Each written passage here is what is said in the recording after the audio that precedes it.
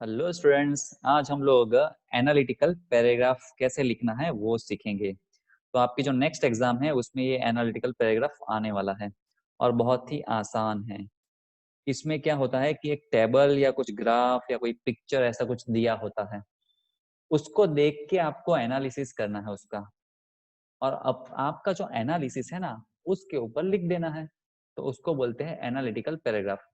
By example यहाँ पर एक देखिए, given alongside is a graph that pertains to percentage of population living below the poverty line।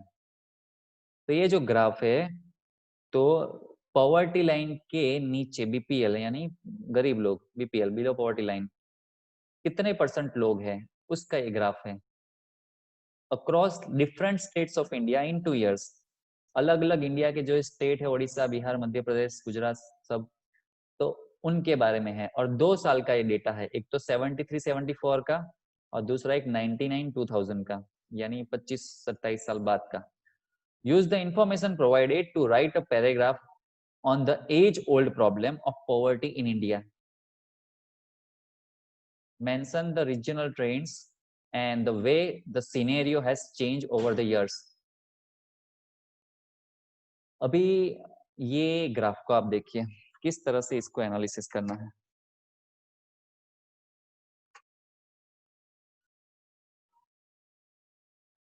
तो यहाँ देखिए 73-74, तो जो डार्क है वो 73-74, ये जो बार है कॉलम, वो 73-74 की है ये डार्क, और ये जो ब्लैंक है वाइट वो 99-2000 का बता रही है। ओके, ओडिशा में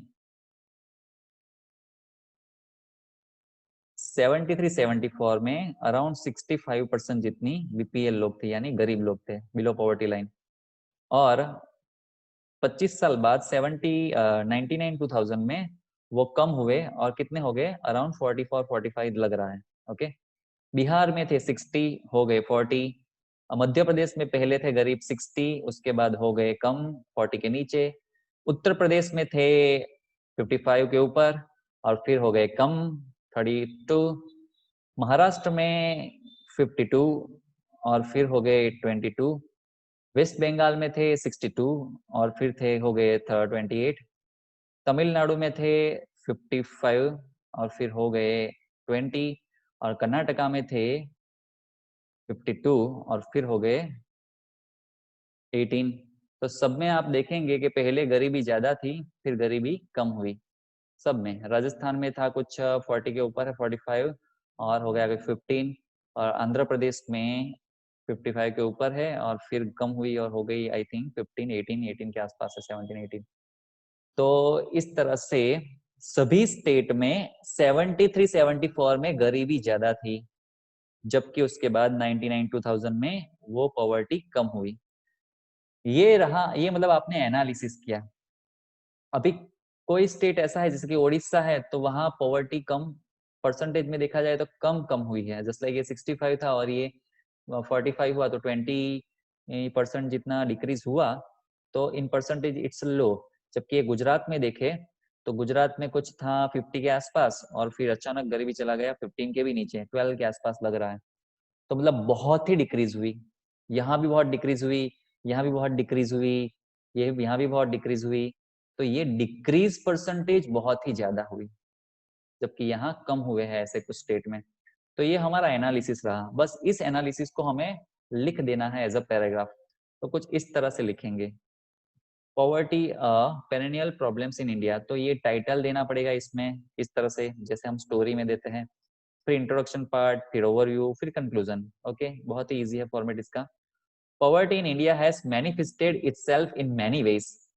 It has become one of the major ever continuous problem that our country faces today. Be it landless laborers, street cobblers, rag pickers, vendors or beggars. हमारे इंडिया में जो गरीबी है वो बहुत ही रूपों में हम देख सकते हैं अलग अलग, और हमारे देश का जितना भी प्रॉब्लम है उसमें ये सबसे बड़ा प्रॉब्लम है पॉवर्टी।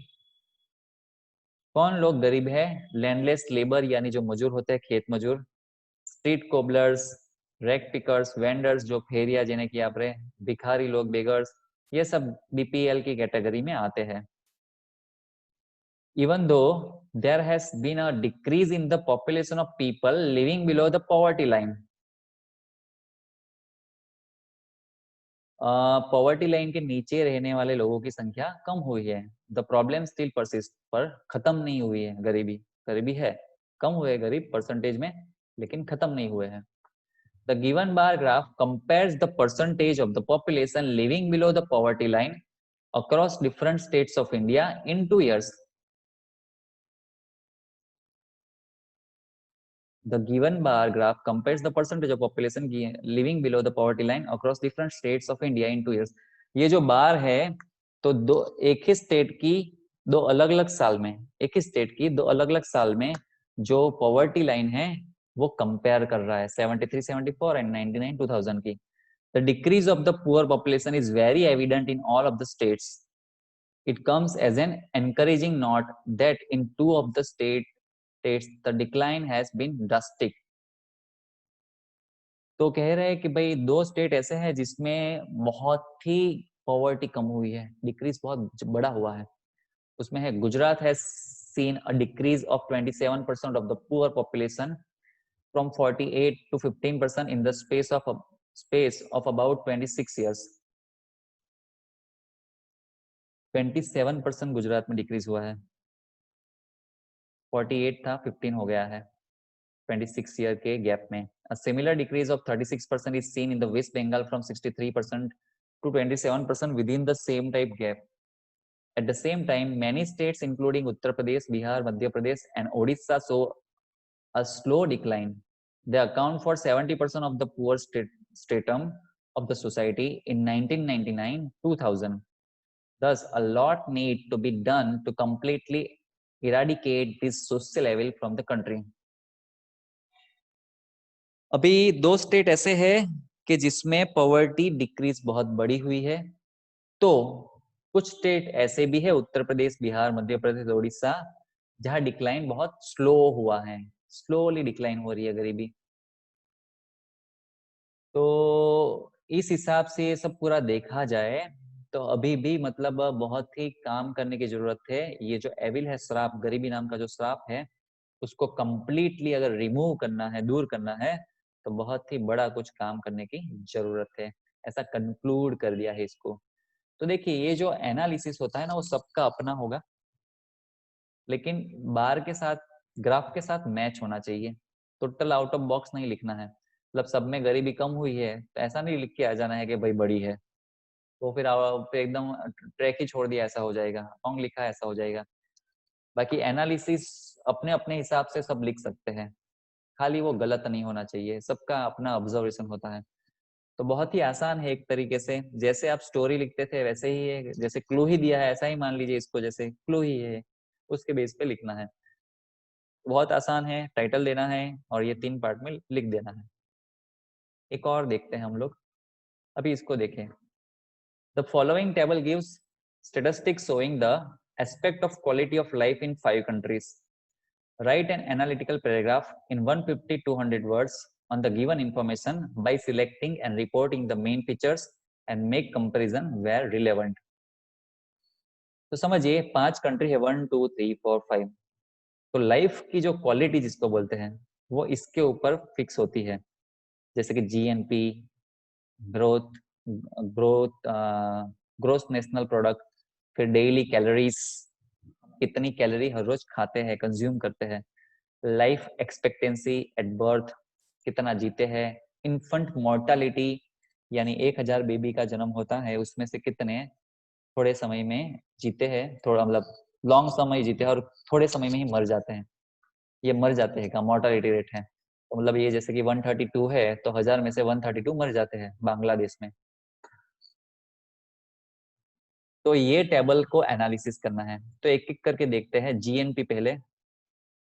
तो सबसे ज्यादा किसका है, डॉलर में है यहाँ पर 140, 570, 690, 580. यूएसए 13,160 रुपीज, 13,160 रुपए. डेली कैलोरी सप्लाई पर हेड 1877, 2086, 2950, 2296, 3653. तो कैलोरी भी अमेरिका वाला है ना, वो सबसे ज्यादा कंज्यूम करते हैं, अच्छी कैलोरी मिल रही है, खाना अच्छा है वहां पर। जबकि और खाना अच्छा है, दूसरा पैसे भी है सबके पास कि खा सके ठीक से। जबकि ये सब कंट्रियां जो है वो गरीब कंट्रियां है मोस्ट ऑफ।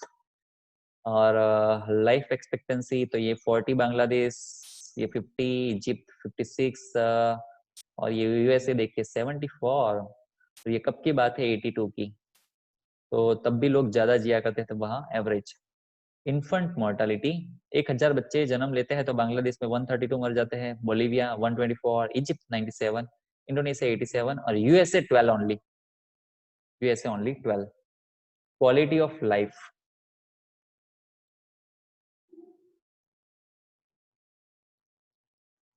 अभी यही एनालिसिस को ऐसे पैराग्राफ में लिख देना है।